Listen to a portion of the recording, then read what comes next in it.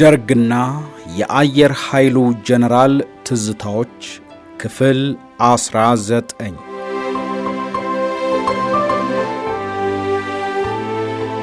የጓድ ኃይሉ ይመኑ ራስን ማጥፋት። በጥገኝነት ዘመን መጀመሪያ ምዕራፍ ላይ የገጠመኝ አሳዛኝ ሁኔታ የጓድ ኃይሉ ይመኑ ራሱን ማጥፋት ነበረ። በዚያን ዕለት አርብ ግንቦት 23 1983 ዓመተ ምህረት ከቀኑ 11 ሰዓት ገደማ ጓድ ኃይሉ ይመኑ የራሱን ሕይወት አጠፋ። በዚያን ምሽት እኔና ተስፋዬ እጃችንን ለመስጠት እስኪጠሩን ድረስ መኝታ ቤት በመጠባበቅ ላይ ሳለን የአምባሳደሩ ባለቤት ሚስስ አንጀሌቲና ጠባቂው ፓውሎ በድንጋጤና በተቻኮለ ሁኔታ እኛ ዘንድ መጥተው ያልተጠበቀ አደጋ ስለተፈጠረ ዛሬ ስለማትሄዱ ሻንጣችሁን አስቀምጡ አሉን። በመቀጠልም ከእናንተ ጓደኞች መካከል አቶ ኃይሉ ይመኑ ራሱን ስለገደለና ብርሃኑ ደግሞ መሳሪያ ይዞ ከኤምባሲ ጠባቂ ወታደሮች ካርቢኔሪዎች ጋር ስለተፋጠጠ ሁኔታው እስኪበርድ ድረስ ዛሬ ማንም አይሄድም አሉን። በወቅቱ አንድ ላይ ከነበሩት መካከል ጓድ ወሌና ጓድ ፋሲካ ለመሄድ ዝግጁ ሆነው ይጠብቁ እንደነበር ገልጠውልናል። በሌላ በኩል በኃይሉ ሞት ምክንያት በተፈጠረው ግርግር ኤምባሲው ወደ ሮም ደውሎ ሁኔታውን ለበላይ አካል እንዳስረዳና ሌላ ተመሳሳይ ችግር እንዳይከሰት በማሰብ የውጭ ጉዳይ ሚኒስትሩ ሚስተር ዴሚኬሊስ ሰዎቹ ለጊዜው እንዲቆዩ መወሰኑን በተጨማሪ አስረዱን። ስለ ጓድ ኃይሉ ይመኑ ራሱን ማጥፋት በወቅቱ እዚያ አብረው የነበሩት ጓድ ብርሃኑ ባዬ፣ ጓድ ወሌ ቸኮልና ጓድ ፋሲካ ሲደልል ለእኔና ለጀነራል ተስፋዬ ስለ ሁኔታው የነገሩንን በጥቅስ መልክ ከታች አቅርቤያለሁ። ዝርዝር ሁኔታውን ከኃይሉ አጠገብ ከነበረው ከብርሃኑ ባይህ ነው የሰማነው። አርብ ግንቦት 23 1983 ዓመተ ምህረት ከቀኑ 11 ሰዓት ተኩል ገደማ የኤምባሲው አንደኛ ጸሐፊ ዶክተር ዲቪኖ አውቶማቲክ ድግን መትረየስ በታጠቁ ሁለት የጣሊያን ወታደሮች ካርቢኔሪዎች ታጅቦ መጥቶ እኔን ሌሎች ወዳሉበት ክፍል እንዲሄድ ነግሮኝ አንድ ላይ ስንሆን አዲስ ነገር ተፈጥሯል በማለት ጀምሮ ጋዜጠኞች ባሉበት ለኢህአዴግ እንደሚያስረክቡን ጋዜጠኞችና ተረካቢዎቹ በግቢው በር ላይ እየጠበቁ እንደሆነ እስከዚያ ጊዜ የተያዙትም ባለስልጣኖች በፖለቲካ ትምህርት ቤት የገቡ ስለሆነና በጋዜጠኞች ፊት ከተረከቡን ምንም እንደማያደርጉን ነግሮን ለመውጣት እንድንዘጋጅ አሳሰበን። በዚህ ጊዜ እኔ በንዴት ለጣሊያን መንግሥት ጥገኝነት የመጣን ስለሆነና በጣሊያን መንግሥት ጥበቃ ስር ስለምንገኝ ልታስረክቡን አይገባም፣ እጃችንን ለመስጠት ብንፈልግ ኖሮ መጀመሪያ እዚህ ሳንመጣ እንሰጥ ነበር። አሁን የተባበሩት መንግስታት የስደተኞች ኮሚሽን ተወካይን ጥሩልን፣ ምንም ቢሆን እጃችንን አንሰጥም፣ ለምን አጃቢዎችህን ትእዛዝ ሰጥተህ ተኩሰው አይገድሉንም ስለው ሌሎቹ ዝም እንድልና ፋሲካ ካውንስለሩን እንዲያነጋግረው ስለጠየቁኝ እንደምንም ዝም ብዬ ሳዳምጥ አንዳንዴም እርሱ በለሰለሰ ሁኔታ ሲናገር ጣልቃ እየገባው ስለነፋባቸው ይሄ ጣሊያን መንግሥት ውሳኔ ነው አለና እቅጩን ዲቪኖ ተናገረ። አንወጣም ብንለውም ከ10 ደቂቃ በኋላ መለሳለሁ ተዘጋጅታችሁ ጠብቁኝ ብሎን እንዳመጣጡ ከአጃቢዎቹ ጋር ተመለሰ። በዚያን ጊዜ እኔ ፒጃሜን እንደለበስኩኝ ስለነበረ ወደ መኝታ ቤቴ ሄጄ ልብሴን ቀይሬ ጣሊያኖች አቋማቸውን የማይቀይሩ ከሆነ የራስ ማጥፋት ዓላማዬን ተግባራዊ የማደርግበትን ሁኔታ አመቻችቼ ስመለስ ክፍሉ ባዶ ሆኖ አገኘሁት። የዞርኩ ክፍሎቹን ሳንኳኳ ሁለቱን ፋሲካንና ወሌን አንድ ክፍል ውስጥ አገኘኋቸው። ጓድ ኃይሉ የት ሄደ ብዬ ስጠይቃቸው ኪኒን በብዛት ሲውጥ ብንይዘው ሁለታችንንም እየገፈተረ በእኔ ሕይወት አትግቡ ብሎ ሽጉጥ ስላለው ራሱን ለመግደል ጥሎን መታጠቢያ ቤት ገብቶ በሩን ቆለፈ ዋሉኝ። እኔም በጣም ጥሩ እኔም ራሴን እገድላለሁ ብዬ ወደ መታጠቢያ ቤቱ ሄጄ በሩን ሳንኳኳና ኃይሉ ማን ነው ሲል እኔም ራሴን ለመግደል እፈልጋለሁ ስለው በሩን ከፍቶልኝ ገባው። ስገባ ኃይሉ ሽጉጡን ጆሮ ላይ እንደደገነ ፊቱን ወደ መታጠቢያ ገንዳው አዙሮ ቆሞ ነበረ። እኔም አትቸኩል፣ በግድ ይዘው የሚያስረክቡን ከሆነ እኔም ራሴን አጠፋለሁ፣ ግን አሁን ብዙ ዕድል አለን፣ ምናልባት በግድ አሳልፈው አይሰጡንም ይሆናል አልኩት። በዚህ ጊዜ እሱ ፊቱን ወደ መታጠቢያው ገንዳ፣ እኔ ደግሞ ጀርባዬን ወደዚያ አድርጌ ነበር የቆምነው። በዚህ ሁኔታ እንዳለን ካውንስለሩ ከሩቅ በእንግሊዘኛ ብርሃኑ ጥሩ ዜና እያለ እየጮኸ ሲመጣ ያኔውኑ ቶክስ ሰማው።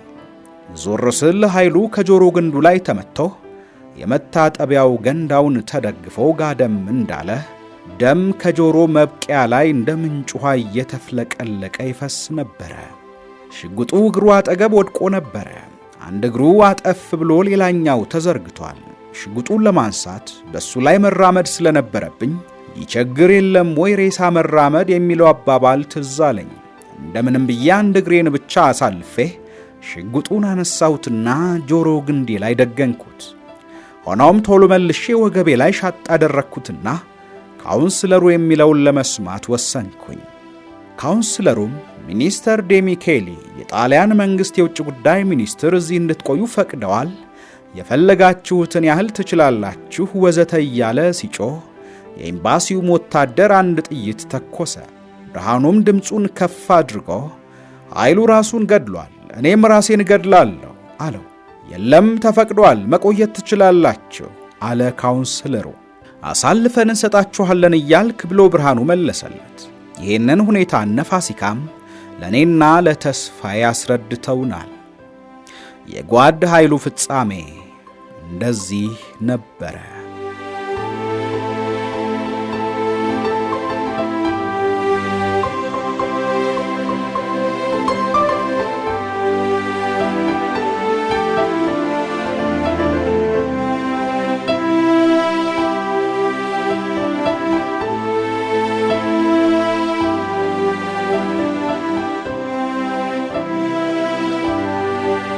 አምባሳደሩ ስለ ኃይሉ መሞት ለወያኔ ሰዎች ወዲያውኑ ነግሮ ስለነበረ ለጊዜው የእኛን እጅ የመስጠት ጉዳይ አቆይተው የኃይሉን አሟሟት ሁኔታ ለማጣራት ወሰኑ።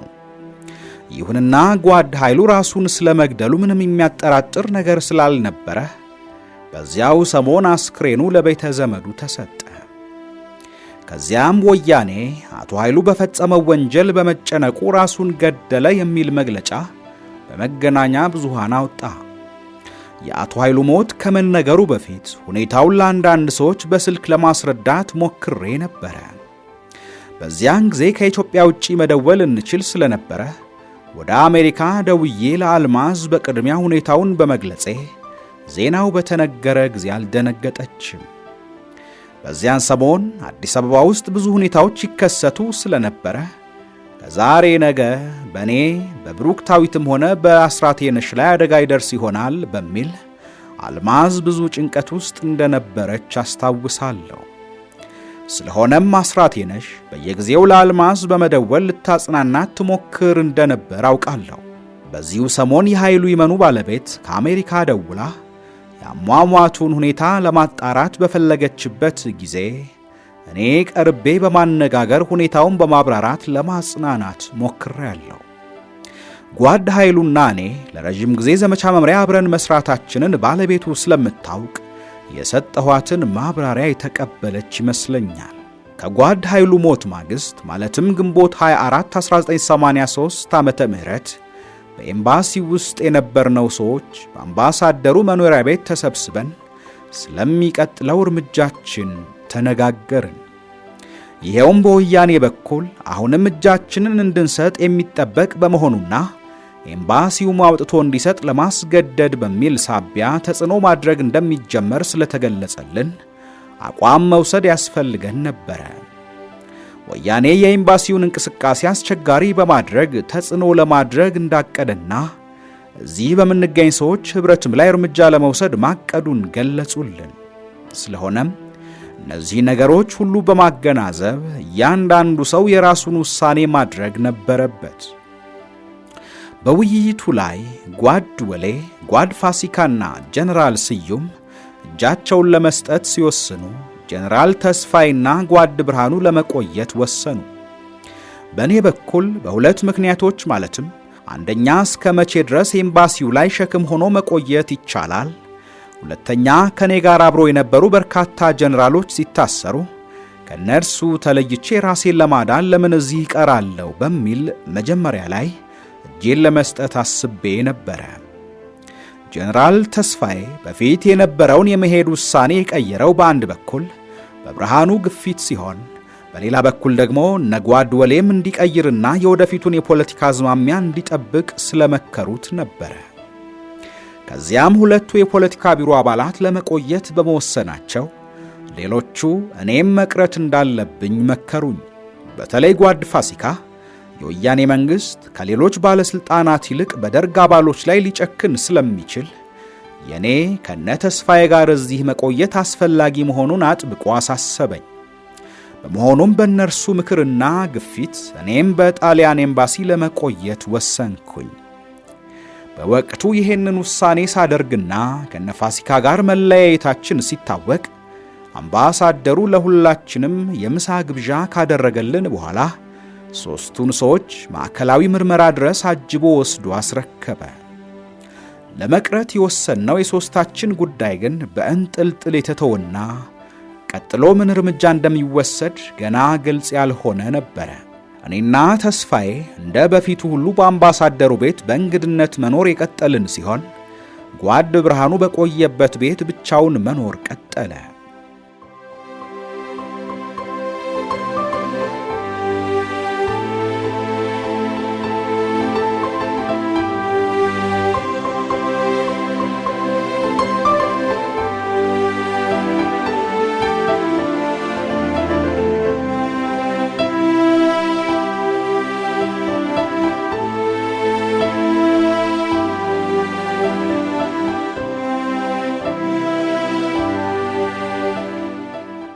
የአገር ቤት ስደት ጅማሮ በጣሊያን ኤምባሲ።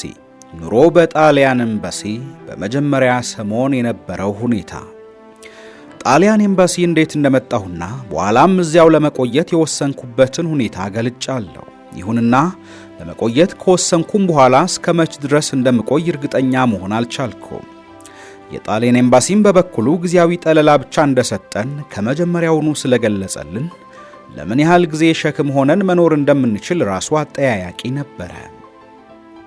በሌላ በኩል የወያኔ ጦር ኤምባሲውን ከቦ አምባሳደሩ እኛን እንዲያስረክብ ተጽዕኖ ማድረግ ጀምሯል። ከተጽዕኖዎቹ መካከል የኤምባሲውን ሰራተኞች ሲገቡና ሲወጡ በመፈተሽ እንዲሁም ከውጭ ለሚመጡ እንግዶች ወደ ኤምባሲው ለመግባት መሰናክሎችን በመፍጠር የኤምባሲውን የሥራ እንቅስቃሴ ማወክ ነበረ። እነዚህ ሁሉ ሁኔታዎች አኗኗራችንን ያልተረጋጋ ስላደረጉት የኤምባሲው ውስጥ የመጀመሪያዎቹ ጥቂት ወራት አስቸጋሪዎች ነበሩ። በመሆኑም ከሰኔ ወር 1983 እስከ መስከረም 1984 ዓመተ ምህረት ድረስ የነበሩት 3 ወራት ለእኔ እንደ ሽግግር ወቅት የምመለከታቸውና መንፈሴም ያልተረጋጋበት ጊዜ ነበረ። ኑሮ በጣሊያን ኤምባሲ ከሰኔ 1983 እስከ 1984 የነበረው ሁኔታ። ከኛ ጋር የነበሩት 3ቱ ሰዎች እጃቸውን ከሰጡ በኋላ እኔና ተስፋዬ በአምባሳደሩ ቤት መኖራችንን የቀጠልን ሲሆን የሚደረግልን መስተንግዶ ምንም አልተጓደለም ነበረ።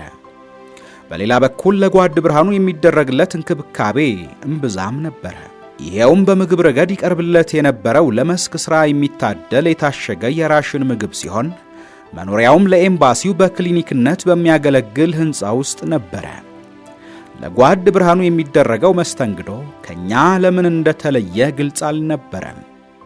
በእርግጥ ወደ ኤምባሲው የመጣው በድንገት በመሆኑና ጓድ ኃይሉ ይመኑ ራሱን በገደለበት ወቅት ከካርቢኔሪዎች ጋር በፈጠረው ግርግር ምክንያትም ኤምባሲው ቅሬታ አድሮበት ይሆናል የሚል ግምት አለኝ። ሆኖም ሁኔታውን በማገናዘብ የአምባሳደሩ ባለቤት አልፎ አልፎ ብርሃኑ ከኛ ጋር ምሳ እንዲበላ ትጋብዘው ነበረ። ሚስስ አንጀሌቲ እርሱ በፊት የነበረበትን ቦታ በማስታወስና አሁን የደረሰበትን ፈታኝ ሁኔታ በማየት አዘኔታ ይሰማት ነበረ። ሚስስ አንጀሌቲ እጅግ ሰብአዊነት የሚሰማት ሰው በመሆኗ ብርሃኑም ሆነ እኛን የምትመለከተው በርህራሄ መልክ ሲሆን በደረሰብንም ሁኔታ አዘኔታ ይሰማት ነበረ። አምባሳደሩና ባለቤቱ ከተስፋዬ ጋር አስቀድሞ ይተዋወቁ ስለነበረ ለተስፋዬ እዚህ መምጣትና ጊዜያዊ ከለላ ማግኘት የእርሷ ሚና የጎላ ድርሻ እንደነበረው ገምታለሁ። በመሆኑም ከመጣንበት ጊዜ ጀምሮ ለተስፋዬና ለኔ ይደረግ የነበረው እንክብካቤ በጣም ጥሩ ከመሆኑም በላይ በደረሰብን ሁኔታ እንዳንበሳጭም ሚስስ አንጀለቲ ታደርግ የነበረው ጥረት አይረሳኝም። ከሚስስ አንጀለቲ ጋር ከተገናኘንበት ቀን ጀምሮ በእኔና በእርሷ መካከል ደህና መግባባት ተፈጥሮ ነበረ። ይኸውም የሆነው የጣሊያን ዜጋ ብትሆንም ያደገችውና የኖረችው ካናዳ ውስጥ ስለነበረና እንግሊዘኛ ዋና ቋንቋዋ በመሆኑ በቀጥታ መነጋገር በመቻላችን ነበረ። ስለ ራሴም ሆነ ስለ ቤተሰቤ ሁኔታ በዝርዝር ሳስረዳት፣ በተለይም ባለቤቴና 2 ልጆቼ በምን ሁኔታ ወደ አሜሪካ እንደሄዱና የመጨረሻ ልጃችን ብሩክቲ ከነሱ ተለይታ እዚህ መቅረቷን ሳጫውታት አዘኔታዋ የበለጠ ጨመረ። በሌላ በኩል ባለቤቴና 2 ልጆቼ አሜሪካ የገቡት በእንግድነት ስም ስለነበረና እዚያ በጥገኝነት ለመቆየት ያላቸው ዕድል ገና ባለመታወቁ ለኔ ተጨማሪ ሐሳብ ነበረ። ይህንን ስጋቴን የበለጠ ያባባሰው ደግሞ ሚስስ አንጀለቲ በአሜሪካ ሕግ መሠረት ከቤተሰብ መካከል በወንጀል የሚጠየቅ ግለሰብ መኖሩ ከታወቀ ሌሎች የቤተሰቡ አባላት የፖለቲካ ጥገኝነት የማግኘት ዕድላቸው አነስተኛ ነው ብላ ስትነግረኝ ነው። የወያኔ መንግሥት እኔን በወንጀል እንደሚፈልገኝ ለወዳጁ ለአሜሪካ መንግሥት በማሳወቅ ብቻ ለቤተሰቤ ችግር መፍጠር ቀላል ነበረ። በመሆኑም ሚስስ አንጀለቲ በተለይም የኔን ሁኔታ ስላሳዘናት እዚህ የቅርብ ረዳቴ ከሆነችውና ብሩክቲን ከያዘቻት ከአስራተ የነሽ ጋር በቶሎ ለመገናኘት ወሰነች። በዚህ ሁኔታ ላይ ያለን ከአስራተ የነሽ ጋር ለመገናኘት የሚያስችል በወቅቱ አንድ አጋጣሚ ተፈጠረ። ይሄውም በአስራተ የነሽ ዘንድ በጊዜው ያስፈልጉኝ የነበሩ እንደ ፒጃማና የውስጥ ልብሶች የመሳሰሉ ዕቃዎች የሚያመጣልኝ ሰው ባለመኖሩ ጉዳዩን በእንጥልጥል አቆይቼው ነበረ። በዚያ በቀውጢ ቀን ወያኔ አዲስ አበባ በገባ ሳምንት ባልተቆጠረበት ጊዜያት ከኛ ጋር ግንኙነት ለመፍጠር መሞከር በራስ ላይ ችግር መፍጠር ስለነበረ ዕቃዎቹን አጋጣሚ ሲገኝ አስመጣለሁ ብዬ ስጠባበቅ ነበረ የሚስስ አንጀለቲ ሐሳብ የቀረበልኝ።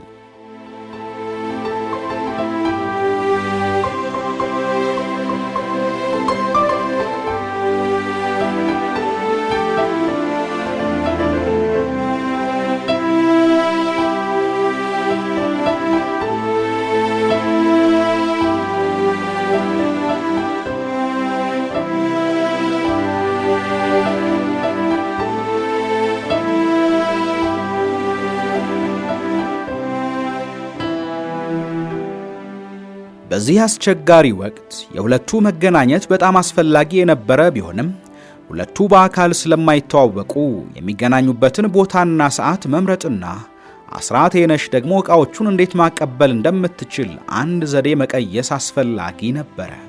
ጥንቃቄ ማድረግ ያስፈለገበት ምክንያት በወቅቱ የደህንነት ሠራተኞች ማናቸውንም ሰው በተለይም ከውጭ ሀገር ዜጋ ጋር ግንኙነት የሚያደርግ ኢትዮጵያዊን ሊከታተሉ ስለሚችሉ ሁኔታው ለአስራተ የነሽ አደገኛ ነበረ።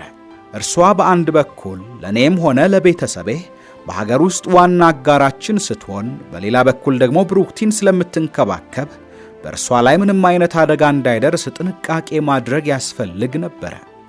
ስለሆነም አስራተ የነሽና ሚስስ አንጀለቲ የሌላ ሶስተኛ አካል ጥርጣሬን በማይስብ መልክ ለአጭር ጊዜ የሚገናኙበትን ስልት ቀየሱ። ይሄውም ሁለቱም በተወሰነ ሰዓት በሂልተን ሆቴል የመኪና ማቆሚያ ስፍራ ላይ ደርሰው መኪናቸውን ጎን ለጎን በማቆምና ዕቃውን በፍጥነት በመቀባበል አስራተ የነሽ ወዲያውኑ ተነስታ እንድትሄድ አቀዱ። አሰራሩ በፍጥነት እስከተከናወነ ድረስ ችግር የማይፈጠር ቢሆንም በአጋጣሚ ሰው ሁኔታውን ተመልክቶ ለመንግሥት ጥቆማ ካደረገ ለአስራተ የነሽ አደገኛ በመሆኑ ጉዳዩ በጣም አሳስቦኝ ነበረ። በሌላ በኩል በእነ ሚስስ አንጀለቲ ላይ ተመሳሳይ ችግር ቢፈጠር የዲፕሎማቲክ ከለላ ስላላቸው በእነርሱ ላይ የሚፈጠር አደጋ አልነበረም። የሆነ ሆኖ የሚመጣውን ችግር ለመጋፈጥ በመወሰን ሁለቱ ለመገናኘት ተስማሙ። የቀጠሮ ሰዓታቸው ደርሰው ተገናኝተው ሚስስ አንጀለቲ እስክትመለስና ሁኔታውን እስክትነግረኝ ድረስ በስጋት ተውጬ ቆየው። በመጨረሻ ግንኙነታቸው ያለምንም ችግር እንደተሳካና አስራቴነሽም ከሂልተን ሆቴል ወጥታ ስትሄድ ማንም የደህንነት ሰው እንዳልተከተላት ማረጋገጣቸውን ሚሲስ አንጀሌቲና ሾፌሯ ስለገለጹልኝ ከጭንቀት ተላቀቅኩኝ። ከዚህ ቀን ጀምሮ አስሩና ሚሲስ አንጀሌቲ በደንብ ከመተዋወቃቸውም በላይ በየጊዜው በስልክ ስለሚገናኙ እኔም ሁኔታዎችን ስለምሰማ ከፍተኛ ሞራል አገኘሁ። ከዚህ ሌላ ሚሲስ አንጀሌቲ የአስራቴነሽን ቢሮና ቤት በማወቋ ብሩክቲን በአካል በማየት ስለ ሁኔታዋ ስለምትገልጽልኝ የበለጠ መንፈስ እርካታን አገኘሁ። በዚህ ግንኙነት በመጠቀም አስራቴነሽ የኔን ሞራል ለመጠበቅና አስቸጋሪውን ጊዜ በደህና ለማሳለፍ እንድችል ከፍተኛ ጥረት በማድረጓ በእነዚያ ፈታኝ ጊዜያት ለኔ የከፈለችው መስዋዕትነት በቃላት የሚገለጽ አልነበረም። አስራቴነሽ በአንድ በኩል እዚህ እኔን እያበረታታች፣ በሌላ በኩል ደግሞ አሜሪካ እየደወለች አልማዝ ስለ ብሩክቲም ሆነ ስለ እኔ እንዳታስብ ትጥር ነበረ።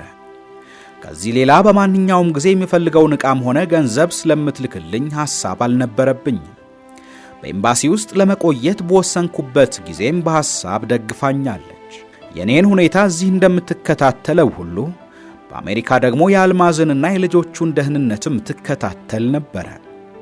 ከተወሰነ ጊዜ በኋላ አልማዝና ልጆቹ ዋሽንግተን መኖር ስላልፈለጉ ወደ ሌላ አካባቢ ሁኔታዎችን ያመቻቸችው እሷ ነበረች። ከተወሰነ ጊዜ በኋላ አልማዝና ልጆቹ ዋሽንግተን መኖር ስላልፈለጉ ወደ ሌላ አካባቢ እንዲሄዱ ሁኔታዎችን ያመቻቸችው እርሷ ነበረች። ከአሁን በፊት እንደገለጽኩት ቤተሰቦች አሜሪካ መግባት የቻሉት በየውብዳር ጥሪ ወረቀት ሲሆን መጀመሪያ ይኖሩ የነበሩት እርሷ ቤት ነው። በወቅቱ እነ የውብዳር ቤት ከኔ ቤተሰብ ሌላ ሌሎችም ሰዎች ይኖሩ ነበረ። በወቅቱ ኢትዮጵያ ውስጥ በተከሰተው የመንግስት ለውጥ ሳቢያ በርካታ ሰዎች አሜሪካ ስለገቡ ሁሉም በሚያውቁት ሰው ቤት ይስተናገዱ ነበረ። የሆነ ሆኖ በዚህ ሀገር ማንኛውም ሰው ሊስተናገድ የሚችለው ለተወሰነ ጊዜ እንጂ ለዘለቄታው እያንዳንዱ ሰው ራሱን የሚችልበትን ሁኔታ ማመቻቸት ስለሚጠበቅበት አልማዝም በዚህ አቅጣጫ ማሰብ ነበረባት። አልማዝ ልጆቹን ይዛ አሜሪካ ስትገባ በቂ መንፈስ ዝግጅት ሳታደርግ ስለነበርና ኢትዮጵያ ውስጥ ያለው ሁኔታም ገና ባለመረጋጋቱ ከፍተኛ ጭንቀት ውስጥ ከመግባቷም ሌላ ሁሉም ነገር ለእርሷ አስቸጋሪ ነበር። ከዚህ ሌላ እነ የውብዳር ቤት ስትኖር መንፈሷን የሚረብሻት ሁኔታ አጋጥሟት ነበረ። ይሄውም የውብዳር ኤርትራዊ ስለሆነች በቤቷ ውስጥ የምታስተናግዳቸው ሰዎች የዚህ ክፍለ ሀገር ሰዎች ነበሩ። በወቅቱ ደግሞ ሻዕቢያ ኤርትራን ነፃ ወጣው ያለበት ጊዜ በመሆኑና አንዳንዶቹ ሁሉ በፈንጠዝያ ስሜት ላይ ስለነበሩ የአካባቢው ሁኔታ ለቤተሰቦቼ አስቸጋሪ ነበረ። ስለሆነም ቤተሰቦቼ መኖሪያቸውን ሌላ ስፍራ ማድረግ ነበረባቸው። እዚያ ካሉ ሰዎች ጋር በመነጋገር ይህንን ለማመቻቸት የቻለችው አስራቴነሽ ነበረች። በዚህ መሰረት እዚያ ከምታውቃቸው ሰዎች መካከል ዋሽንግተን አጠገብ ፊላዴልፊያ ከተማ ከሚኖሩት ከአቶ ዮሐንስ ኃይሉና ከባለቤቱ ወይዘሮ ፀሐይ ኃይለ ጊዮርጊስ ጋር በመነጋገር አልማዝና ልጆቹ ወደ እነርሱ እንዲሄዱ አደረገች። ይህ ባይደረግ ኖሮ የዋሽንግተን ኑሮ ለአልማዝም ሆነ ለልጆቹ የአእምሮ ጭንቀት የተሞላበት ይሆን ነበረ። አቶ ዮሐንስና ቤተሰቦቹን አስቀድሜ ያውቃቸው ስለነበርና እርሱም ወደ አሜሪካ ሲሄድ የመውጫ ቪዛ እንዲያገኝ መጠነኛ እገዛ አድርጌለት ስለነበረ ቤተሰቦቼን በደህና መንፈስ እንደተቀበላቸው ተረድቻለሁ። እና አልማዝ ወደዚያ በሄዱበት ጊዜ አስቀድሞ ወደ አሜሪካ የሄዱት የአስራቴነሽ ልጆች ኢዛናና ባዚን እንዲሁም ሌሎች የዮሐንስ ዘመዶች ተዳምረው በአንድ ወቅት ወደ 10 የሚጠጉ ሰዎች በእነ ዮሐንስ ቤት አብረው መኖር ተገደው ነበረ። ይህም ሆኖ ግን ሁሉም የወገናዊነት ስሜት ስለነበራቸው በቤተሰቦቼ ላይ የአእምሮ ጭንቀት የሚፈጥር ሁኔታ አልነበረም።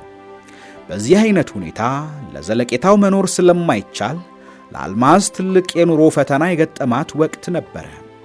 ራሳቸውን ያልቻሉ 2 ልጆች ይዛ አገሩንም ሕዝቡንም በማታውቀውና ሥራም በሌላት ሁኔታ ኑሮን እንዴት መግፋት እንደምትችል በማሰላሰል እጅግ ግራ የተጋባችበት ጊዜ ነበረ።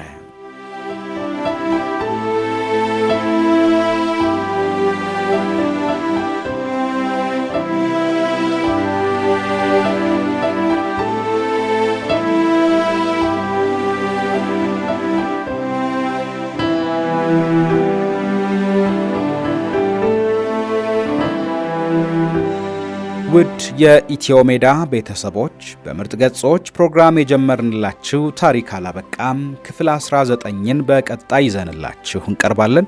ውድ ቤተሰቦቻችን ቻናላችንን ሰብስክራይብ፣ ላይክ፣ ሼር እንድታደርጉ ሐሳብና አስተያየቶቻችሁንም እንድታጋሩን በአክብሮት እንጠይቃለን።